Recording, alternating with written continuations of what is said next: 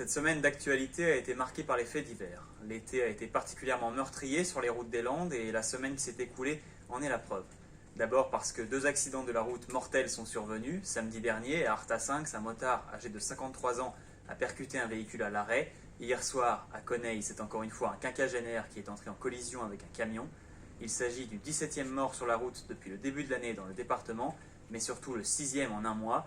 6 morts, dont 4 étaient âgés entre 18 et 21 ans. Alors au-delà des routes, la mort accidentelle a frappé également un domicile et d'une manière peu ordinaire. À Souston, samedi dernier, un homme de 46 ans brise une baie vitrée pour entrer par effraction dans le domicile de son ex-compagne qui se réfugie chez une voisine. Il est retrouvé plus tard mort, vidé de son sang, l'artère d'une jambe sectionnée. Il est vraisemblable qu'il se soit coupé en brisant la baie vitrée. Les agressions peuvent survenir même dans les quartiers résidentiels réputés paisibles. Mercredi soir, à l'écoquartier de l'Aubian, à Seignos, un Landais de 27 ans a été victime d'un coup de couteau dans le dos après une violente altercation.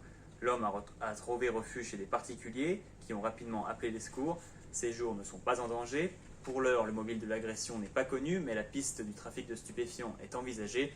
2 personnes sont activement recherchées par la gendarmerie.